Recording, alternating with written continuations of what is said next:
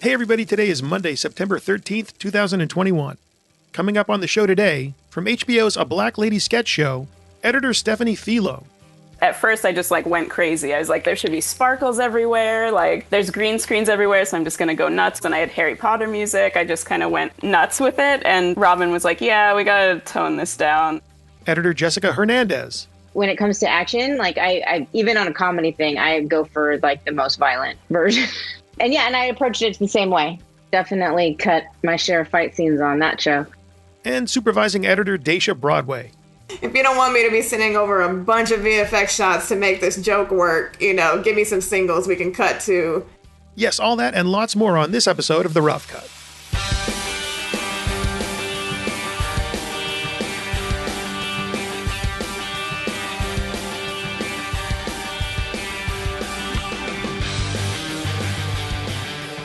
This thing never works the first time. I said twice. Oh, hey! Don't mind me. Just trying to get the old show going. I am ready now. A professional would start over, but I'm what you got. But what I got is a really fun show today. We are talking comedy, so how could it not be fun? I always love it when we do comedies, whether it's a TV show or a movie. We did HBO's Hacks a few weeks back, and that was certainly fun. And once again, we have an HBO comedy series to talk about. But this one centers around a kind of comedy that we have never discussed before, at least not that I can recall. And that is sketch comedy, which I'm really excited to get into because comedy is already something widely acknowledged as being difficult to cut. And then you compress that into a time frame of what amounts to about 5 minutes. You don't have a lot of room for excess. The jokes have to land and they have to land fast. At least that's the way I look at it. And what we are looking at today is the HBO original series, A Black Lady Sketch Show. The show was created by and stars Robin Thede, who also writes for the show. And together with a very talented group of writers and performers, she has delivered 2 6-episode seasons of some really funny television. In fact, for season 2, there are 4 different categories of Emmy nominations out there for the show, including one for Outstanding Best Picture Editing for Variety Programming. And the 3 names on that nomination would be Daisha Broadway, Stephanie Philo, and Jessica Hernandez, which, not so coincidentally, are the same awesome editors we have joining us today on the show. We have a lot of ground to cover with them, but before we do that, let me show some gratitude to our longtime sponsor, Extreme Music. Not only are they nice enough to help bring you this interview with Daisha, Steph, and Jessica, they can also help you make great TV or movies or anything that needs music. And what doesn't need music? We all need it. Since way back in 1997, a whole century ago, they've been, it just occurred to me that I really should have put music under these ad reads, especially since that's what we're talking about, music. I will ponder that. Feel free to weigh in with your own opinions over on the Rough Cut website. I'll put a link in the show notes. But back to those Extreme Music people. For lo these many years, post-production pros have been trusting their projects to Extreme Music to provide the best production audio out there, all created by A-list musicians, producers, and composers. Names like Bear McCreary, Mark Mothersbaugh, Sylvia Navarro, Junkie XL, Hans Zimmer, Atticus Ross, Quincy Jones. Bunch of nobodies, right? Any kind of music you want is there for the asking. You just use their search engine to sort on genre, tempo, lyrics, vibe, whatever you need. They will serve it up for you right down to the exact instrumentation you need and help you take care of the licensing. It's fast, it's simple, it's all done online or with the help of one of their cheerful reps conveniently stationed at an office near you all around the globe.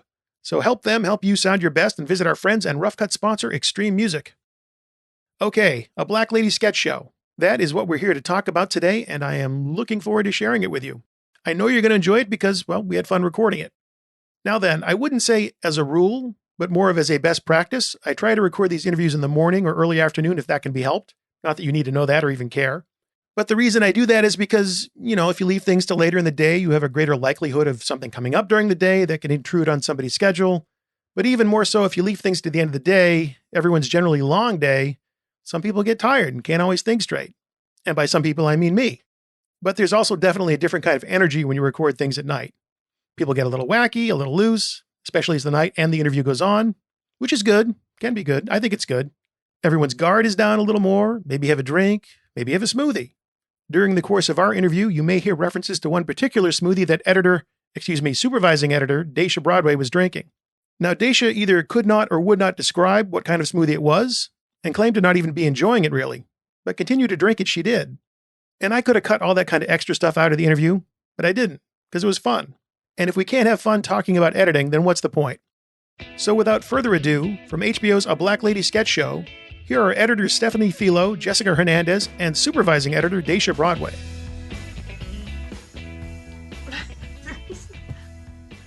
Finish the smoothie. Who made the smoothie? My girlfriend made it. And it's good? No, it is not. It's full of love.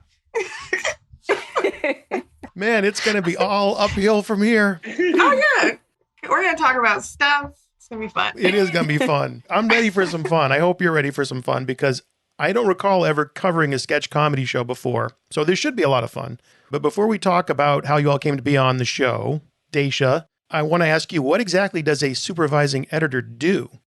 I think the supervising editor is usually the person that's been on it the longest and, knows the show back and front.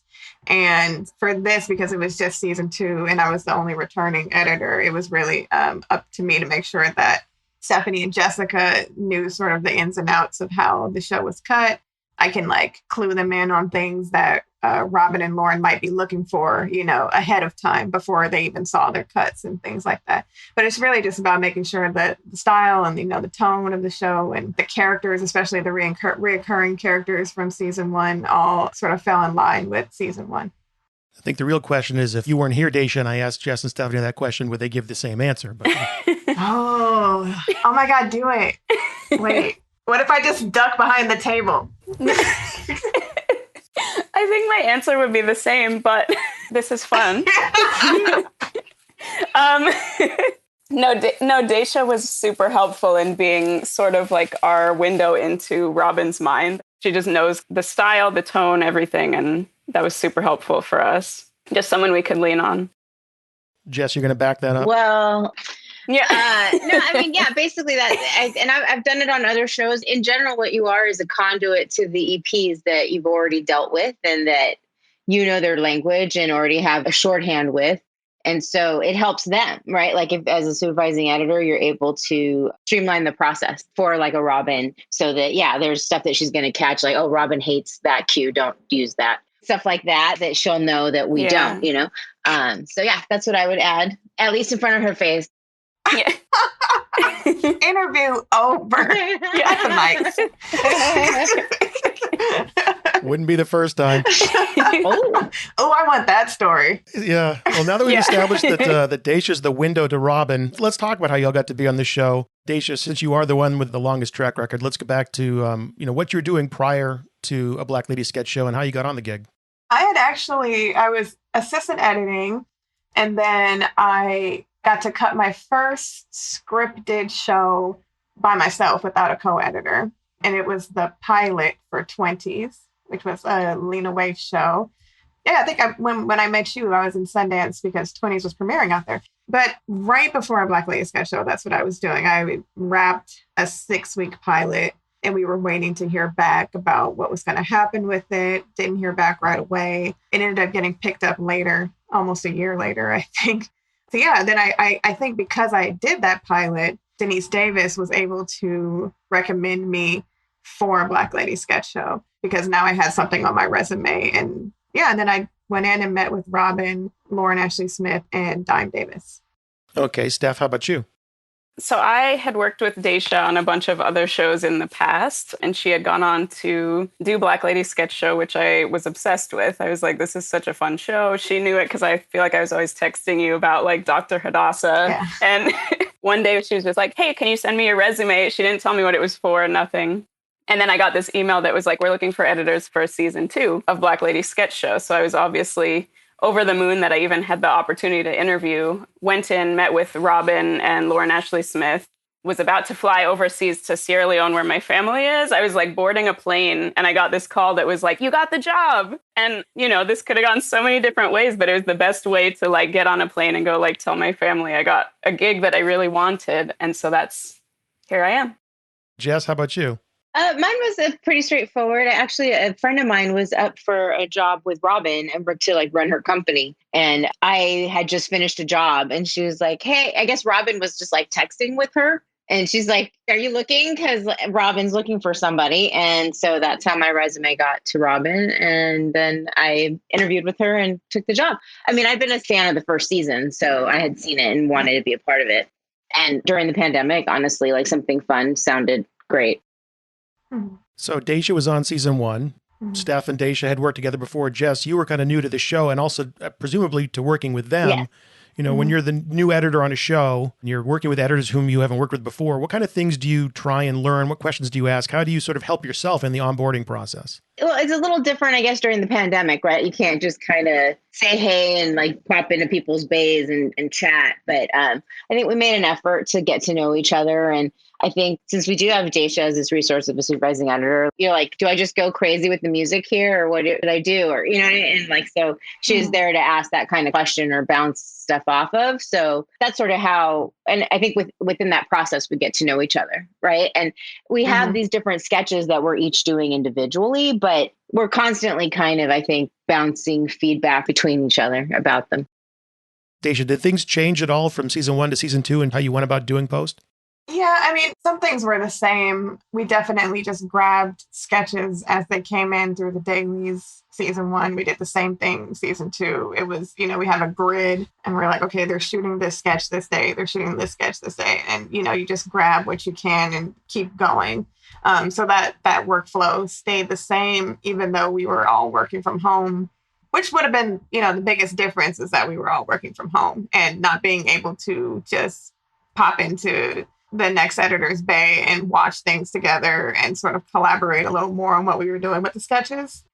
Other than that, things were, I relied on our composer, Amanda Jones, a little bit more this season. Season 1, I felt like we were a little too heavy on the library tracks. Wasn't my favorite thing. And so I was, hoping we could get more stuff to Amanda, which meant we used more temp music from scores that we loved. And, this season, which was fun to do. It was fun to like grab a Harry Potter cue and throw it in a sketch. Like, that stuff is just fun. But I think that would have probably been the major difference.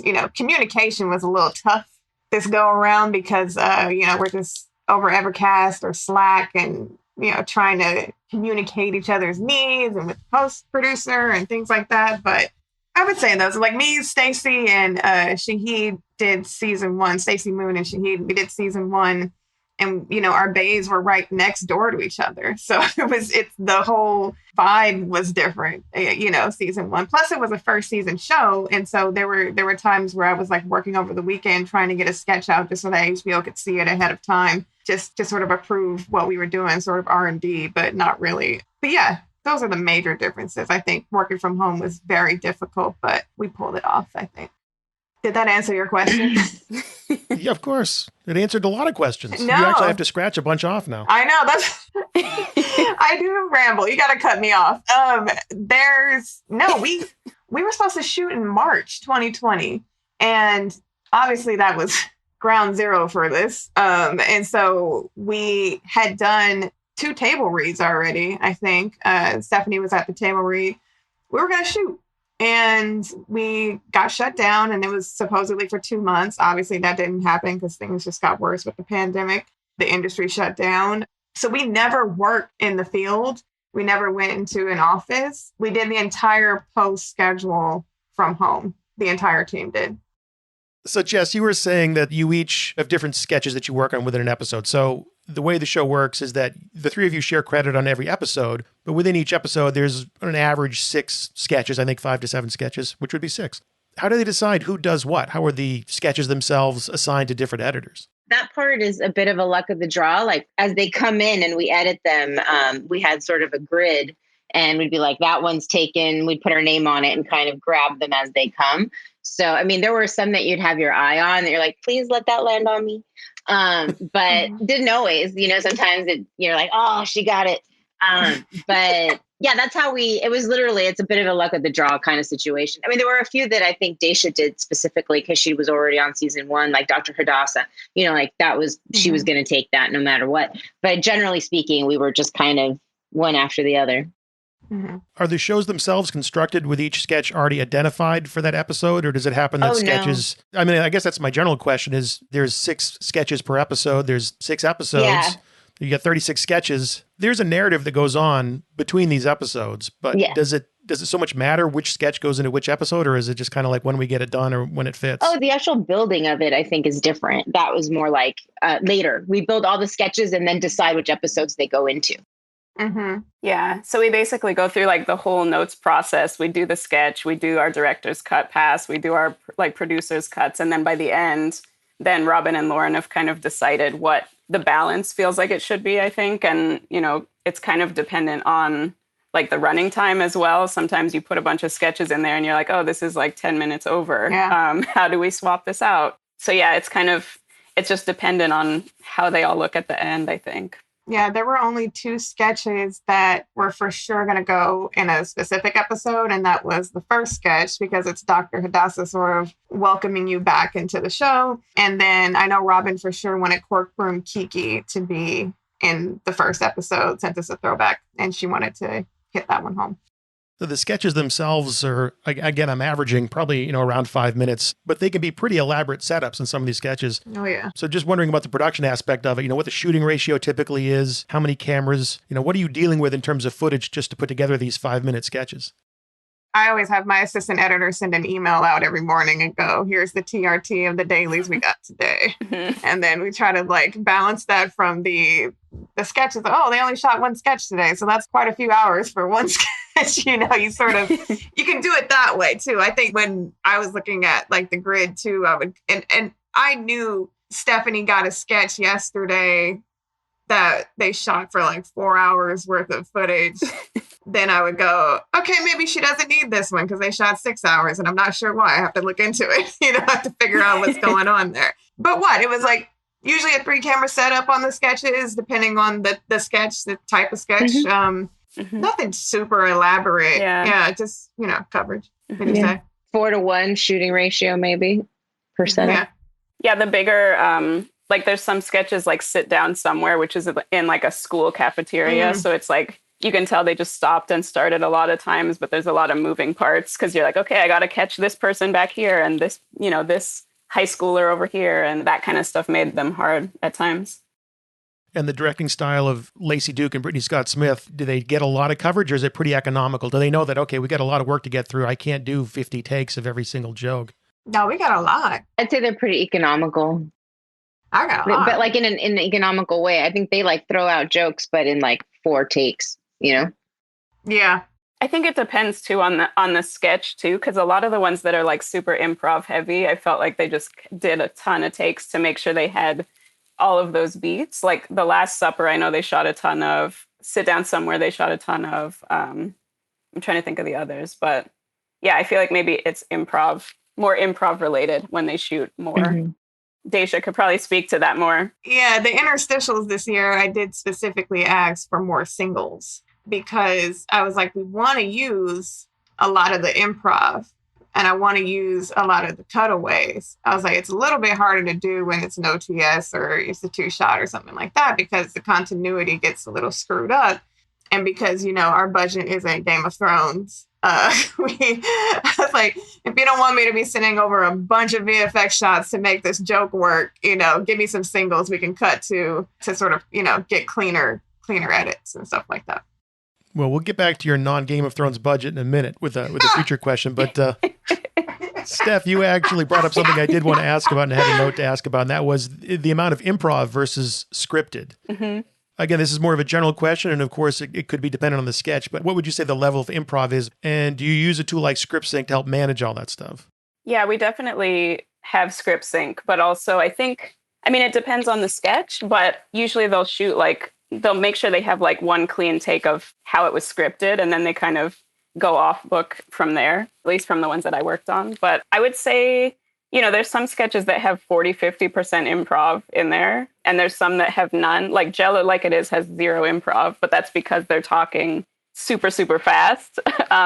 So it's like they pretty much stuck to the script on that. But I think for the most part, it's heavily improv.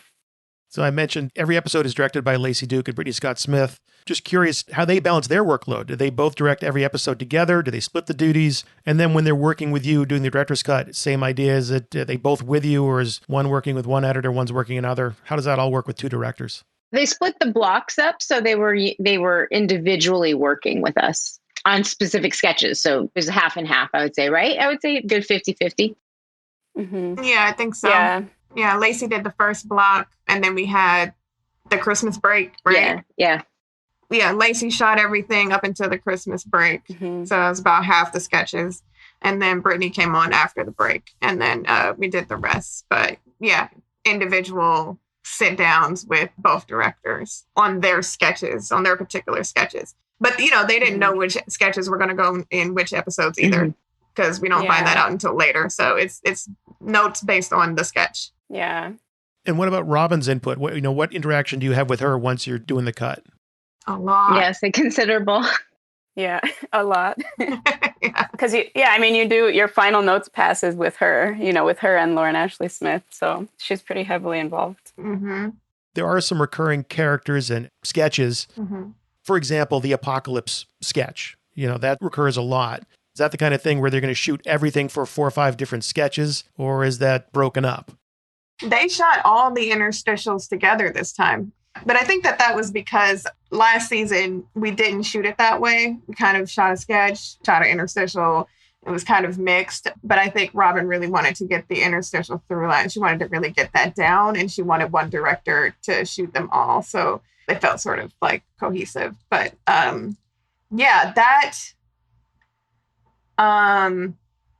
lost my train of thought. It's that damn smoothie. I'm not drinking enough smoothie. That's what it is. Wait, what did you call it again? Full-bodied smoothie? It's a full-bodied smoothie, yeah. Deja, I'm going to be disappointed in season 3 if there's not an episode called Full-Bodied Smoothie. Full-bodied smoothie. Can you make that happen for me? I can't do anything. I don't even remember what the question was. That tells me it's time for a new one. I'm sorry. This is how I gracefully transition into a new question. Watch. That was very graceful. Very graceful. Thank you. It's late. The post-production timeline. We've talked about a few different aspects of it, but just to sort of look at it in total, from the time that you get dailies to when you have to deliver to air, how much time do you actually have to do this? Because it seems like a lot of work to do in what feels like a relatively short amount of time. We had 6 months? About 6 months, I think. That is correct. I think we had 6 months since the start of shooting until we wrapped in, I think, February or March. Mm-hmm. And it aired in March, I believe, or April. Yeah, April, I think, yeah. Yeah. Yeah, I think we finished like mid to end of March or something, and then we went right into airing, so. Yeah. How long did they shoot? November. And then again, February, like 2 months worth of actual shooting, right? Like a month in November, and then like January into February, I think, right? I think so. Because then for each of our sketches, we had was it 3 days, 2 days? I'm trying to remember what the turnaround was to get to our... I guess it would depend on the sketch. If you had like the big one. Yeah, to get to the editor's cut, it was like around... On average, about 2 days, I think.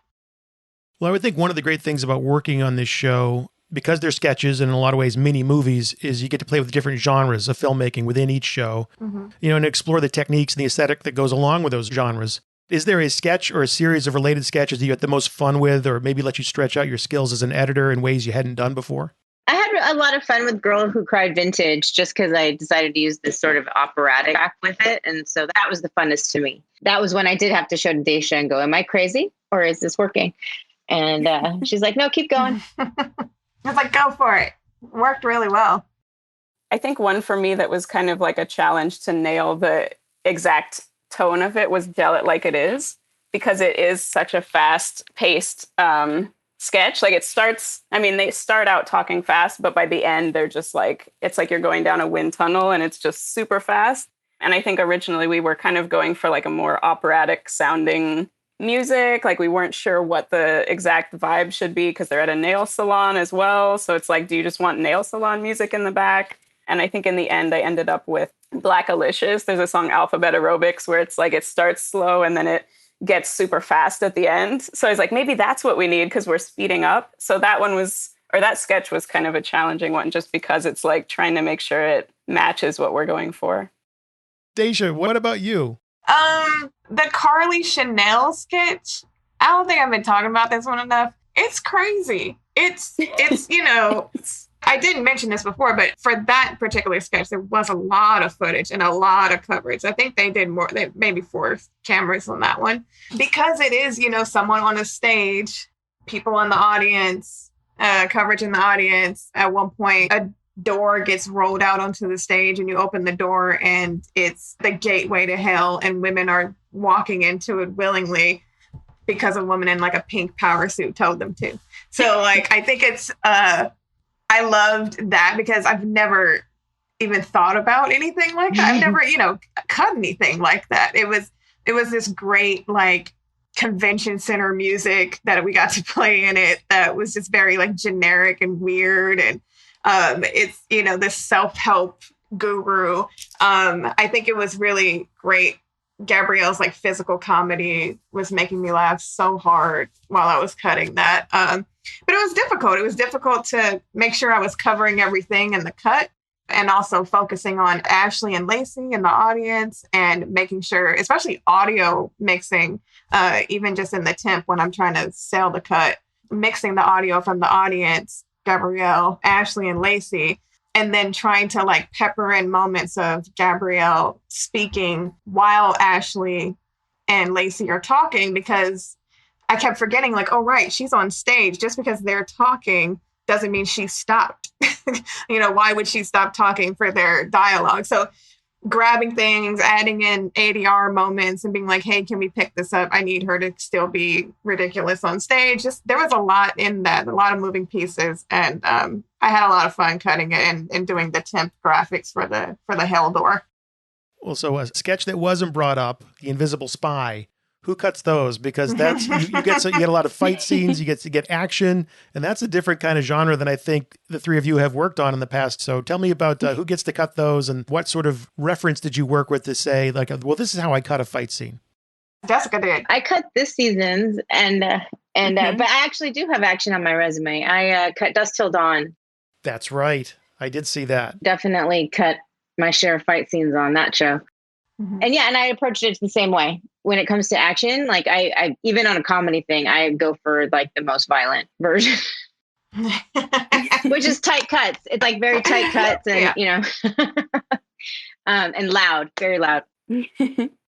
Well, because there are no rules limiting what this show is supposed to be, Daisha, you pointed out you get to have some fun with effects, but that probably also adds a lot to the workload and the time needed to turn around an episode. So let's talk a little bit about the VFX component of this show and how you handle it and what kind of complexity it adds to a sketch or an episode when you have those kind of elements.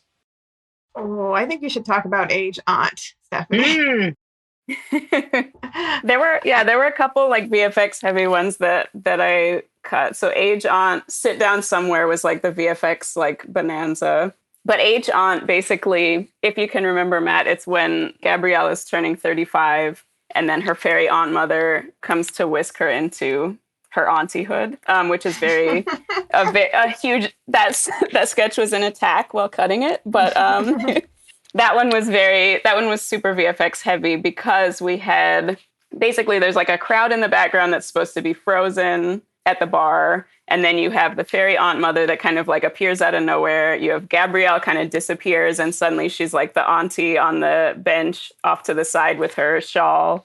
So that one just had a lot of, like, it had a lot of moving parts. You see Robin and Ashley and Skye basically freeze. So they slow down and freeze. So basically that one, there was a lot of trial and error, I think, with the VFX for that one, because at first I just, like, went crazy. I was like, there should be sparkles everywhere. Like, there's green screens everywhere. So I'm just going to go nuts with, like, all the sparkles. And I had Harry Potter music. I just kind of went nuts with it. And Robin was like, yeah, we got to tone this down. It's too much. But I think in the end, I basically had built, when Gabrielle disappears, just like a temp smoke effect. So there's smoke, she poof, she's gone, and she's, like, off on the bench as the auntie now. So that kind of stuff stuck around. Robin, Ashley, and Skye freezing, that stuff kind of stuck around. The frozen crowd in the background stuck around, minus the sparkles. Stephanie, I'm so glad you're the one that cut the auntie episode, because I would have forgotten to ask you, Stephanie Filo, am I to understand that your aunt was actually in Flash Gordon? She was. What? How did you know that? How did you find that out? That is the coolest thing I've ever heard. I never knew that. No. That's the most random tidbit that you knew somehow. But yeah, that's the best tidbit. That's awesome. Isn't that the greatest? Yeah, she is. Oh my gosh. She's just the coolest lady ever. She's, like, 4'10", but, like, deep British voice, and just, like, a huge personality. Love her. Yeah. Flash Gordon, if you watch it, she's, like, the only Black person in that movie. I could do these interviews until I'm 80. I don't think I'm going to ever interview anybody else that's related to somebody that was in Flash Gordon. So, Stephanie, thank you so much for giving me that moment. Wow. Of course. Okay, now I'm going to try and bring it back to a Black Lady sketch show if I can.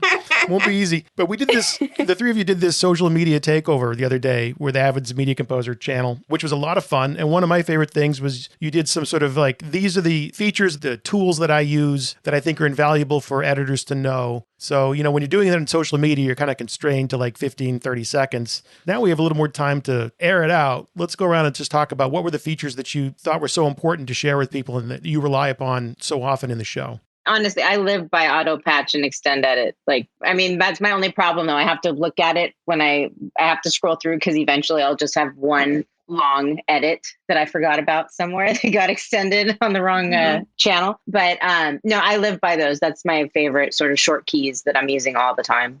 But when it's Steph's tip, I love it. Like I use it now. It was like the best. Yeah. The add edit point, and then you can do I love that one.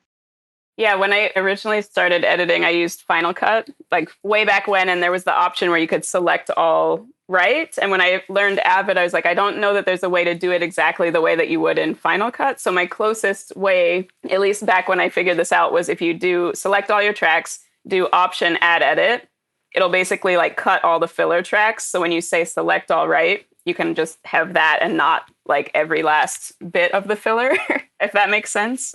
But yeah, that's my I live and breathe for that one. I think of you every day now, Steph. Okay, wait a minute. When I do Alt and then select all to the right, it doesn't select the filler at all. Alt? Just and Alt? Select right? Literally just, I think it's just Alt. It's all muscle memory. I feel like it's just Alt and then select all to the right and then none of the filler gets selected, but everything where you have the... Oh. I may have blown your mind. Or I'm wrong. I'm going to test that out. Yeah, I feel Did like... you drop the smoothie? No, unfortunately. Smoothie is still her. No, I try it because I feel like I do it all the time. And then I was like, when I saw yours, I was like, I have to try that. But I know that Extend Edit for sure is my baby. And I feel like the trim tool just gets me in trouble. I think that's why I said I'm just so happy there's so many different ways to do one thing in Avid because not all of them work for me, but they work for other people. Well, that Extend Edit, a lot of people don't know. So why would you do an Extend Edit? What's so invaluable about using Extend Edit instead of really getting into the trim tool? I think it's just the way your brain sort of works. So the way my brain works is I want that clip to go over here right now. Yeah. And that's exactly what Extend Edit does. I'm like, I don't want to drag it over there. I don't want to watch it play while it's happening. I know exactly where I want it to end. And I love that. I love that explanation. Yeah. That's amazing. I'm like, I want that over here. And then it just pops it right over there. And if you map it to your keyboard, it's super easy. That's how you get to be supervising editor. Just using Google.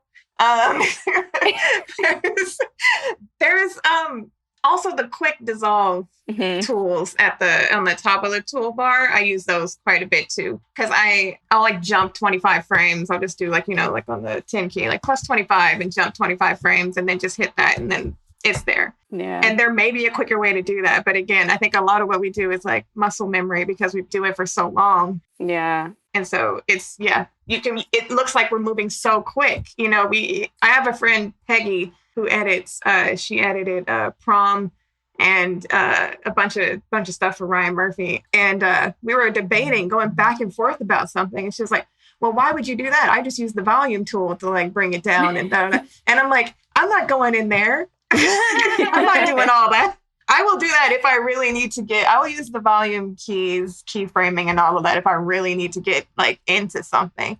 But if I'm just doing a quick dissolve, because it's muscle memory, I very quickly do these 3 steps just because I'm used to it. But she's used to one way. So I think that's really, really cool about it. Yeah. You know what else is 3D warp? I go crazy with 3D warp. I feel like that's my my go-to effect for everything. Push-ins, splits, split screens constantly. All the time. All the time. Yeah. A little too much. we can skip the next question about do you learn any techniques from each other? Because clearly you do, and you talk about it a lot. But what we haven't talked about is your assistants' roles in all of this. So first question is, do you have individual assistants for each editor? Is there a pool of assistants? And I know, Daisha, you mentioned earlier that you get the email from one of them or all of them in the morning, like, okay, how many hours of footage do I have for this sketch? So let's talk about the assistants and how that all works on a Black Lady sketch show. For season 2, we had two AEs. So we had Daniela and Lilith. They worked on everything for all three of us. They helped us with, obviously with the dailies and bringing everything in, but sound and just keeping everything organized. They're very good AEs. Yeah. Hey, Jessica, you had worked with Daniela before? Yes, I'd worked with Danny on a previous project. And then on another one, she was somebody else's AE. So actually first met her, she was working for somebody else. And then we worked together on a documentary as editor AE, and then over to Black Lady Sketch Show. Yeah, and Lilith has been my assistant since I did that pilot for 20s. We've done everything together. And so she was also on season 1 of the Black Lady Sketch Show. So looking back at a lot of the shows that you've done prior to this, there's a lot of unscripted work for each of you. And you sort of wonder, what can you learn from Flavor Flav that you can apply on a Black Lady Sketch Show or Keeping Up with the Kardashians? What can you take away from unscripted work that really helps you? You're really pulling the best hits out, man. What? I actually had somebody at my job now completely quote a scene that I edited 20 years ago on that show to me a week ago, like quoted it back to me. I was like, how in the world? But yeah, it was, that's a crazy show. It was crazy. It was actually really easy. I cut the first season of it. So nobody knew, but we kind of knew because we laughed every day. We're like, this is insane. These women are insane. And what will they let us show on TV? Does that pass the censors? Like there was a lot of checking with the censors, basically. But it was fun. Yeah. They were actually very easy to edit. They were less produced when I did that. They really casted for it. You know what I mean? Like that's where they really produced, and then they just like let them go. Yeah, I get a little triggered sometimes because we'll be watching a sketch or something, and I'll be like, oh, it's okay. Like they have like on a Nike shirt, and everybody's like, so? Yeah. And I'm like, well, because they got on like, do we have to like blur it out? Yeah. I still do that no matter how many times people tell me like, you don't have to worry about that anymore. You can move on. It's okay. But yes, you can manipulate it a lot. So yeah, I think you take the tools of being able to like take anybody and getting them to do whatever you want them to do. Like say you want them angry, do you want them happy? We can kind of turn them in, the perspective in any direction.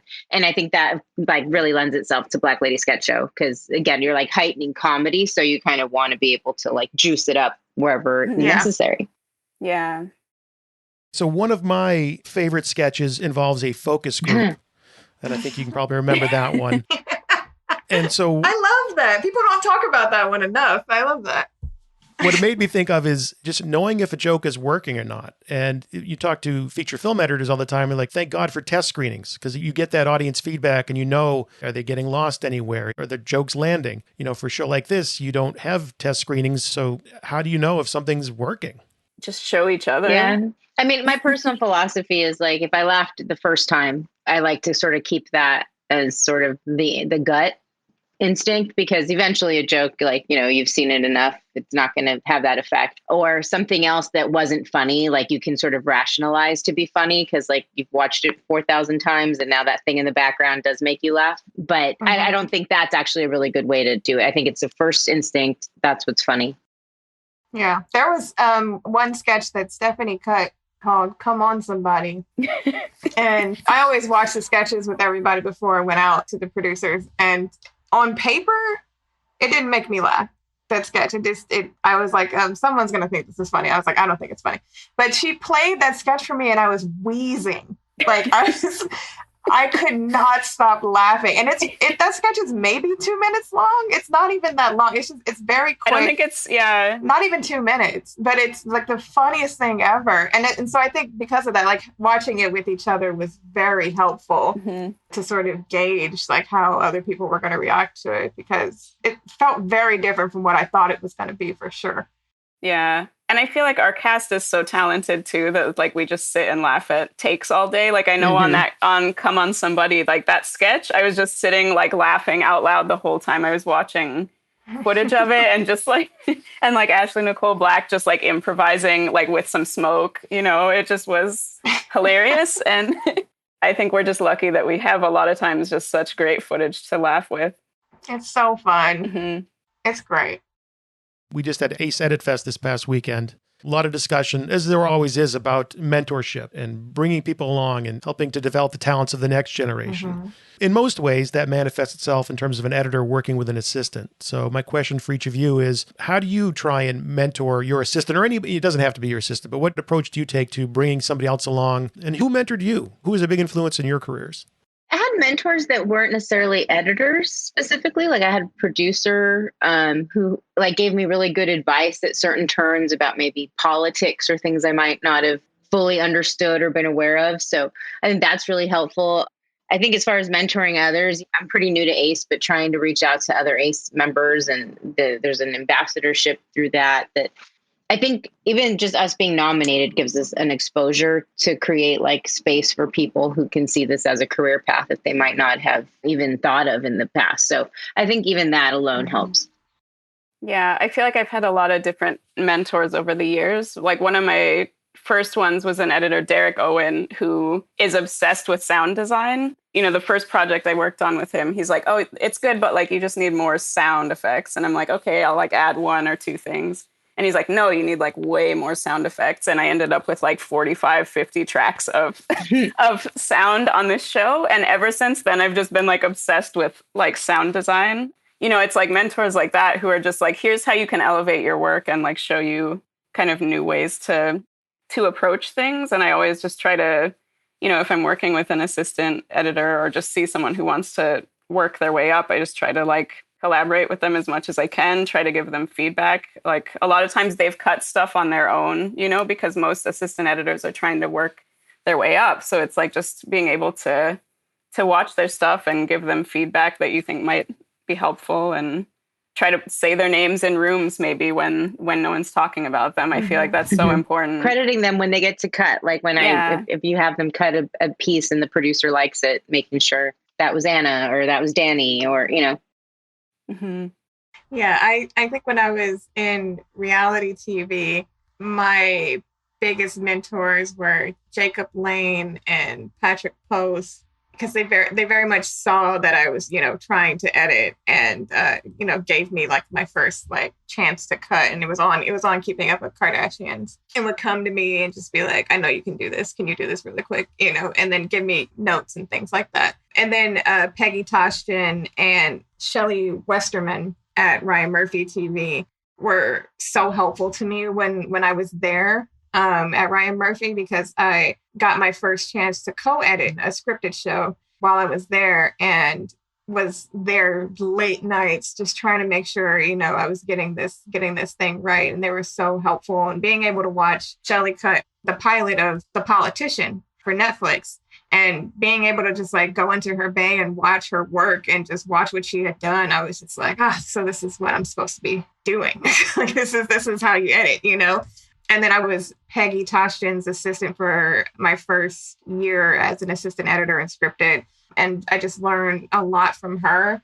I get a lot of emails from young Black girls, especially, or other Black girls in the industry who are looking to move up or who are about to graduate, and they just want to know someone in the industry. I have a lot of questions about how you get in, what you do when you get there, you know, who you should talk to. And I think it's what Jessica said, like because we now have this exposure, people can see us and they know that we exist in this industry. Yeah. And so they know that there are people that they can reach out to, and none of us are behind a brick wall. You can email us very easily and ask any questions. So I think that it's important to like leave that communication open, you know, when you come through a door, you bring somebody behind you. And I think that the only way to do that is to sort of break that wall that everyone feels is around the industry. Yeah. If you're talented and you work hard, most importantly, you can get in here. And there are people that you can talk to that look like you, who've been through this and can give you pointers on how to move forward. Well, speaking of asking you questions, you're all Emmy nominees and you're out doing the press junkets, otherwise you wouldn't be sitting here suffering my foolishness. But in all these interviews that you've done, I'm having a great time. You're having a great time. It's the smoothie. Yeah. In all these interviews that you've done. It's not the smoothie. We're almost there. We're this close. Just got to keep it together.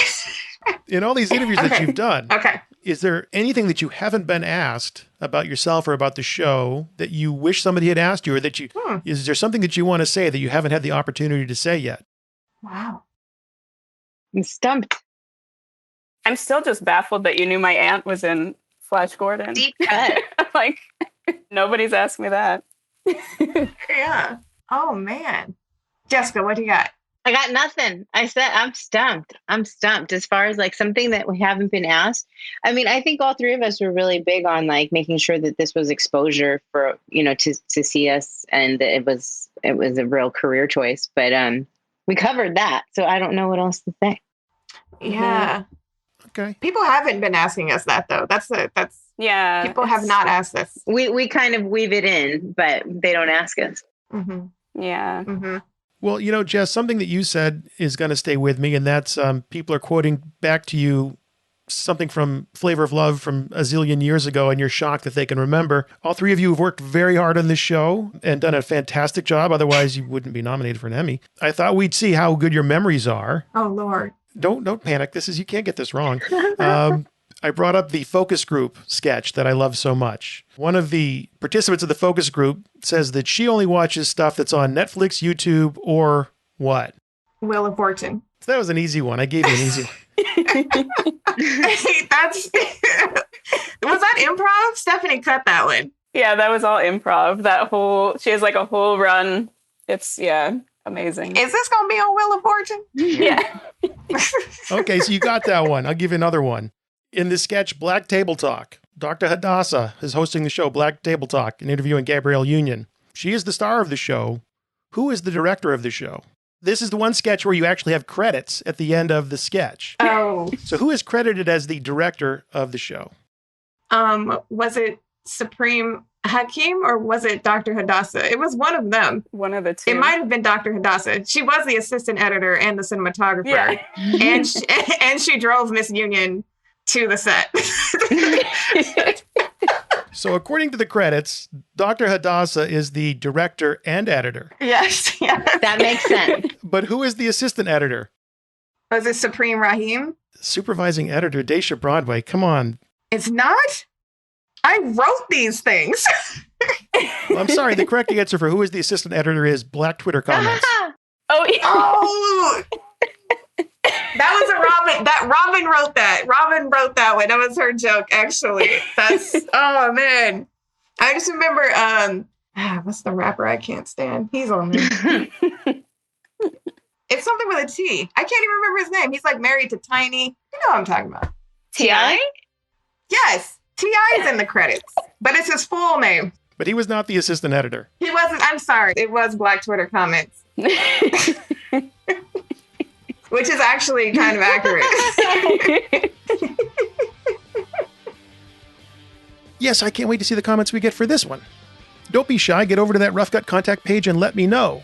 Or just use your preferred social media platform, Twitter or otherwise, and send me a comment. Thank you, thank you, thank you. That's 3 thank yous for the 3 Emmy-nominated editors of A Black Lady Sketch Show, Daisha, Steph, and Jess. I had fun. I hope you had fun. Who knows? Maybe I'll record more of these interviews later in the night. But I doubt it. The old man needs his rest. But I will not rest until I tell you again about Avid Media Composer being a great choice for your own editing skills. You heard our guests talk about all the little features they can't live without? Well, there's a million more in there too. And if not an actual million, well, probably a whole lot. So do not wait to get up to speed on the latest with Avid Media Composer. New tools and functionality being introduced to the legendary nonlinear editor all the time. And I will put a link in the show notes for you to see what is new. So I meant what I've said a few times now about telling me what you think of the show and where we should take it. Go over to the roughcutpod.com website and leave some feedback in that contact section. What do you like? What don't you like? Got any ideas for a show? Doesn't always have to be about a specific movie or TV show. It could be a topic. Let me know. I do this for you, not me. Well, I kind of do it for me. Let's just say I do it for us.